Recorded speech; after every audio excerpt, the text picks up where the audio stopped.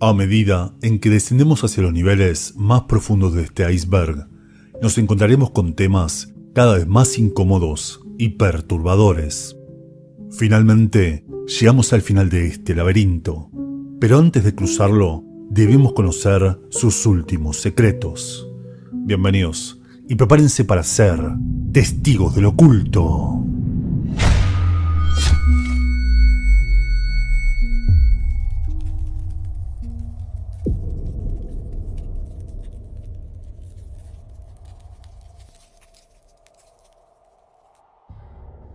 Ante nosotros espera el celador Dios Jano, el guardián de la puerta, y solo podremos cruzar si desciframos su acertijo.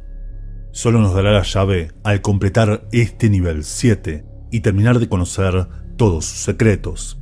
¿Están preparados para atravesar la última puerta? ¿Recuerdan cuando hablamos de las líneas ley?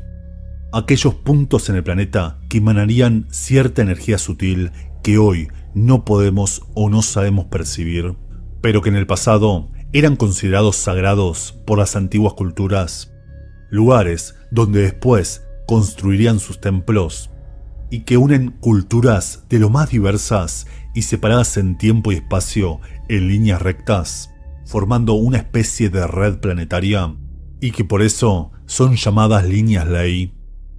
Bien, fue Bruce Leonard Cathy, un ex piloto de la Armada de Nueva Zelanda, quien tras su retiro realizó un estudio al respecto que plasmó en sus 7 libros sobre cómo dentro de estas líneas ley suelen ocurrir la mayoría de avistamientos ovni, como si, de existir esa energía sutil, los ovnis la usarían como una especie de combustible.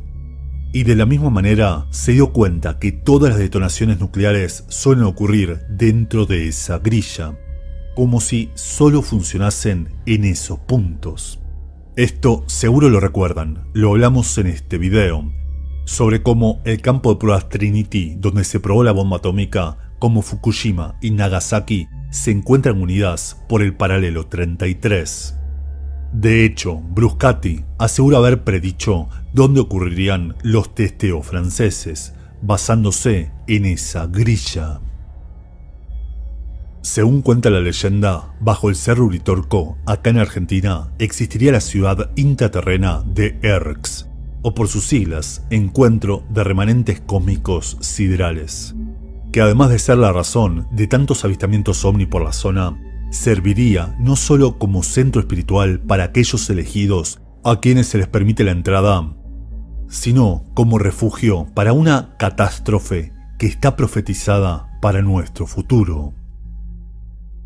A diferencia del panteísmo, que plantea que todo es Dios y Dios está presente en todo lo que compone el universo, el acosmismo plantea la falsedad del universo, como si fuese una ilusión. Un ejemplo que encontramos en las religiones brahmicas, donde el universo que percibimos está controlado por Maya, la ilusión, y más allá está Brahman, la realidad absoluta y última.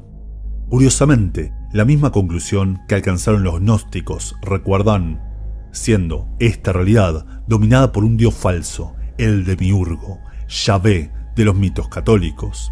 Y más allá se encontraría el dios real, único, verdadero y desconocido.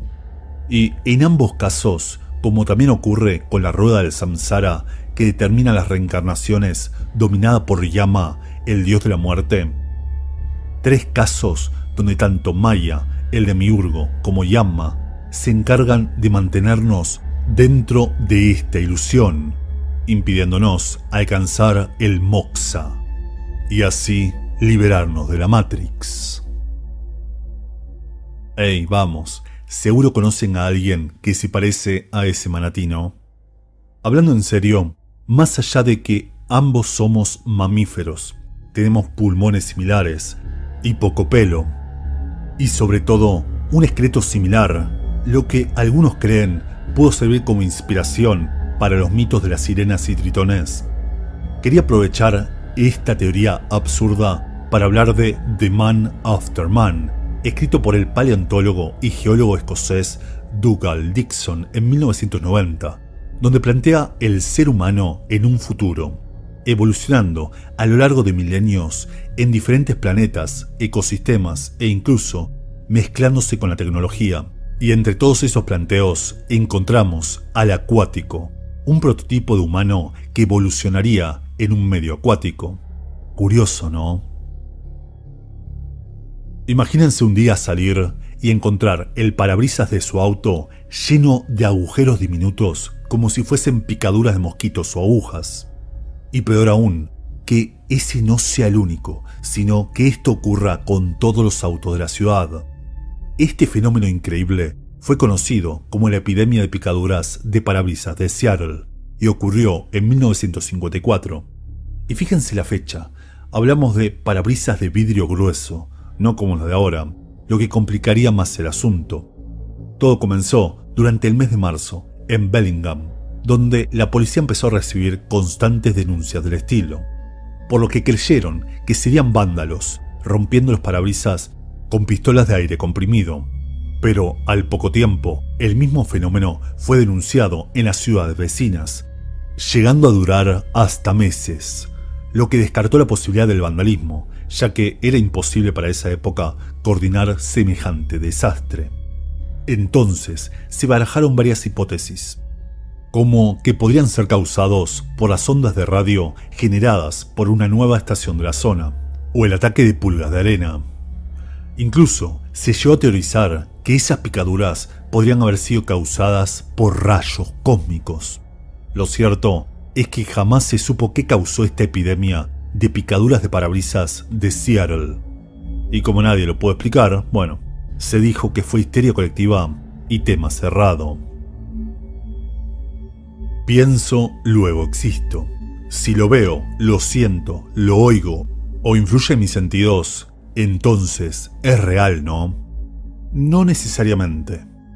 Ese es el planteo de la ontología orientada a los objetos, una corriente filosófica opuesta a la tradicional que cuestiona el papel central de la perspectiva humana, o, en otras palabras, que el mundo seguiría existiendo sin nosotros. La leyenda del Michigan Blue Hell nos cuenta que entre los túneles que recorren el subsuelo de Michigan en los Estados Unidos existe un pasadizo que nos lleva fuera de la realidad, al igual que ocurre en los videojuegos y la falla Blue Hell, zonas donde uno puede salir fuera del mapa. Y si tenemos en cuenta que a lo largo de este iceberg ya tratamos la posibilidad de que la realidad sea una simulación, ¿por qué no podrían existir lugares en este mundo donde podamos salir fuera de esta realidad, no? Lo cierto es que esta no es una leyenda moderna. Los antiguos nativos de la zona ya hablaban de que bajo el lago Erie existiría una red de túneles subterráneos que llegarían hasta el infierno. Flatland de Edwin Abbott Abbott es un libro tan simple como interesante. Tenemos a Cuadrado A, el protagonista de esta historia, un cuadrado que vive en Flatland, o la ciudad plana, que, como su nombre lo dice, solo existe en dos dimensiones, altura y anchura. Por eso nuestro protagonista es un cuadrado y no un cubo. Cuadrado A visita un día Linealandia, una ciudad que solo tiene una dimensión, y por eso es una línea. Y ahí conoce al Punto, uno de sus habitantes, e intenta explicarle cómo es vivir en dos dimensiones, pero el Punto jamás lo entendería, porque se escapa de su realidad. Lo mismo que ocurre cuando Cuadrado A conoce al Cubo. Bueno, en realidad es una esfera, pero así puedo explicarlo mejor. Un cubo que no solo tiene altura y anchura, sino también profundidad. Una historia que termina mal para el pobre Cuadrado A, que termina en prisión como si fuese un loco, por intentar romper el status quo de Flatland, explicando que también existen tres dimensiones. Como vemos, YouTube y los conspiranoicos existimos en todos lados. Pero centrándonos, ¿qué nos explica esto? Que nosotros, que vivimos en cuatro dimensiones, porque tenemos altura, anchura, profundidad y atravesamos el tiempo, Podemos entender que es una sombra, como nuestra proyección en 2 dimensiones, pero jamás entenderíamos ni seríamos capaces de ver objetos que excedan nuestras 4 dimensiones. Y quizá esos son los ovnis, sobre todo aquellos orbes lumínicos que parecen no ser objetos físicos. Quizá serían objetos o seres que habitan una 5ª dimensión, y nosotros solo vemos su sombra. Solo somos capaces de ver, mas no comprender su proyección en nuestra realidad. 3 de los grandes problemas que enfrenta la sociedad moderna, independientemente de dónde vivamos, son el estrés, el cansancio crónico y, paradójicamente, el insomnio.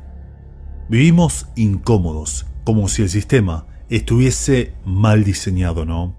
Y todo esto podría tener un origen común y muy curioso. Y es que hasta no hace mucho tiempo, nuestros antepasados dormían de forma diferente. Solían practicar el llamado sueño bifásico, separando el ciclo del sueño en 2 momentos al día. Y a diferencia de ahora, que no solo intentamos dormir 8 horas de corrido, sino que hasta algunos toman siestas y aún así están cansados y mal descansados.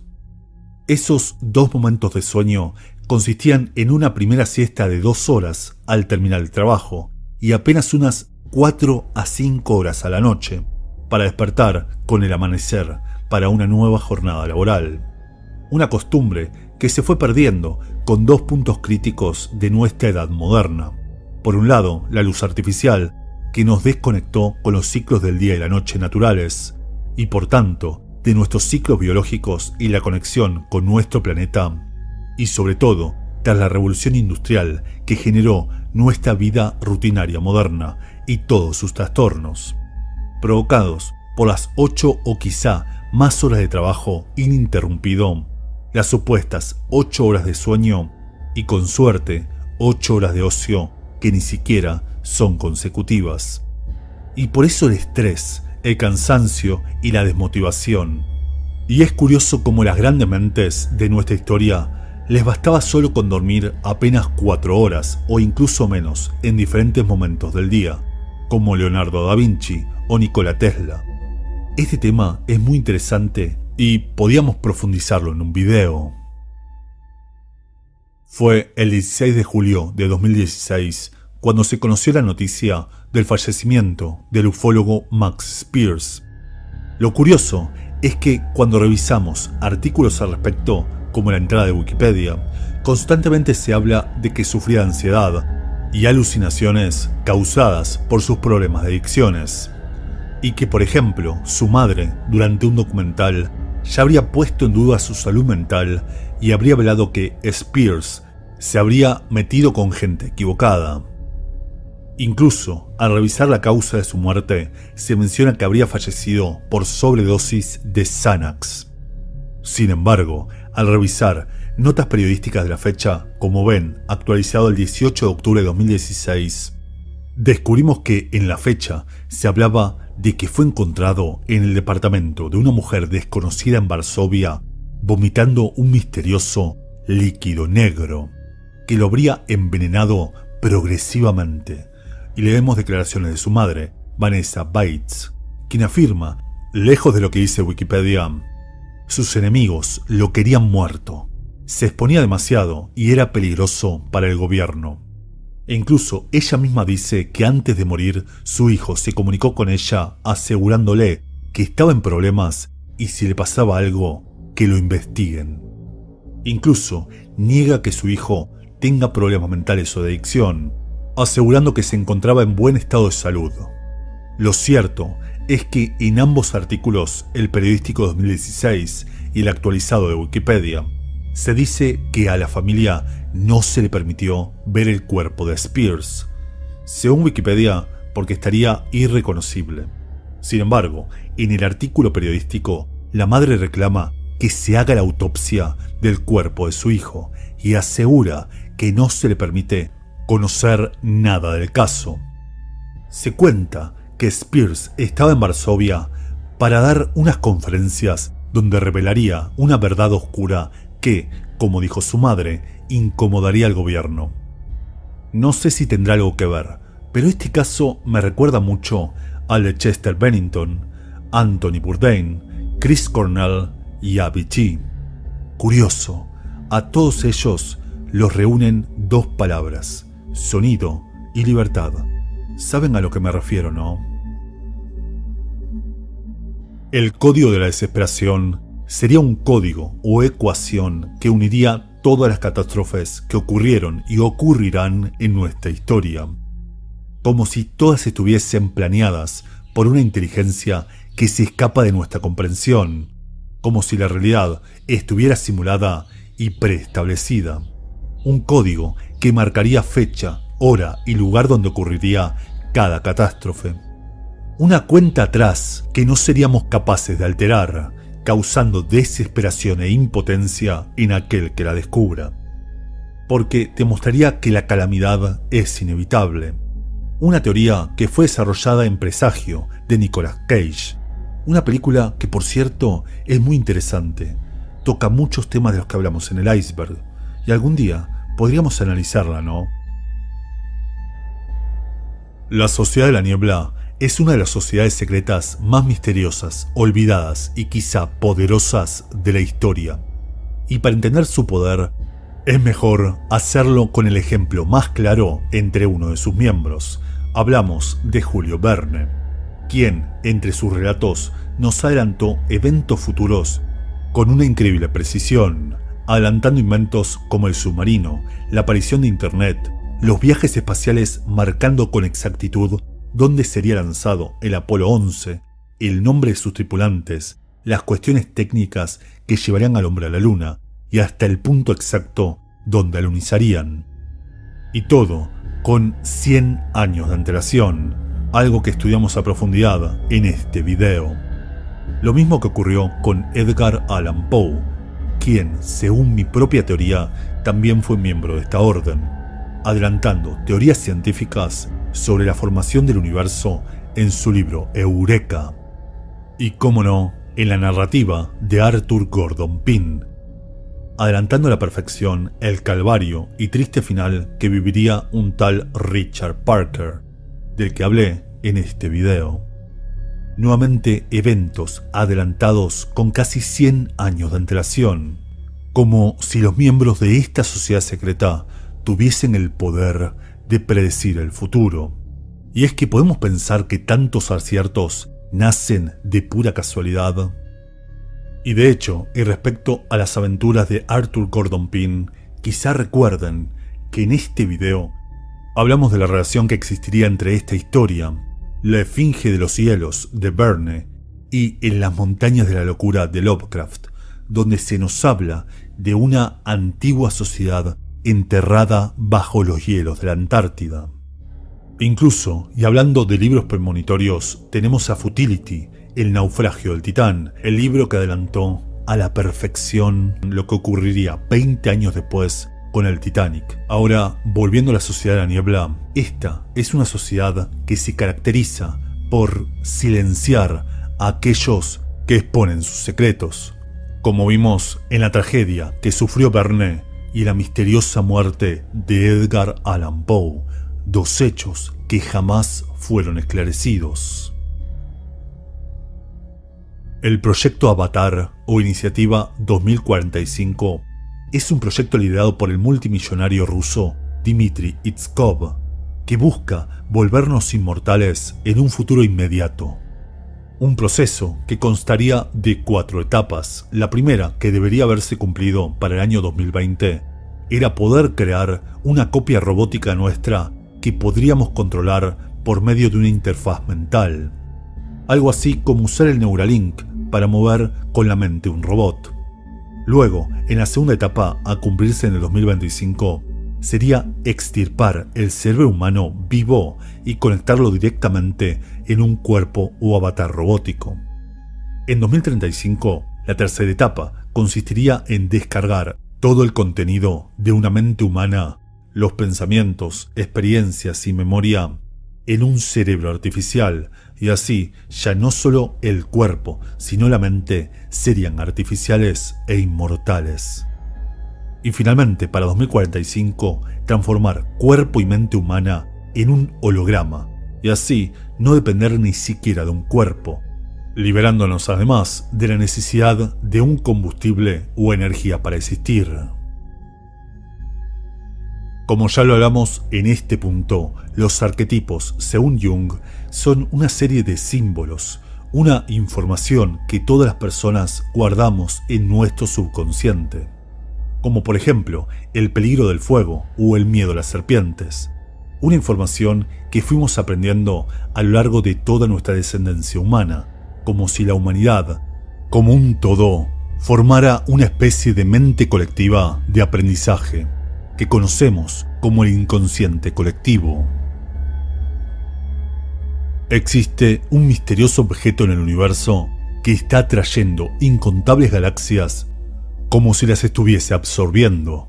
Un objeto que descubrimos en la década del 70 que desconocemos y no podemos explicar, pero, sea lo que sea, también está trayendo nuestra Vía Láctea. Ya hablamos sobre la posibilidad de que el Sol sea frío, e incluso de que existan formas de vida en el Sol, pero ahora toca tratar la teoría de que el Sol esté realmente habitado, y no me refiero simplemente a los plasmobios de los que hablamos en aquel punto. Y no crea que esta es simplemente una teoría de un blog de conspiraciones perdido por internet, sino que fue planteada por el célebre astrónomo Sir William Herschel, quien, entre sus hitos, descubrió en 1787 a Urano y demostró que el Sol no estaba quieto en el universo, sino que se movía, desplazándose hacia la constelación de Hércules. Pero además, fue defensor de la teoría del Sol frío e incluso llegó a afirmar que era un planeta y que estaba habitado. Tras reunir el hilo de Ariadna, la antorcha de Hécate y el permiso de Jano, completamos este laberinto, dejando atrás el nivel 7 de nuestro iceberg. Muchas gracias por su atención y nos vemos en el siguiente.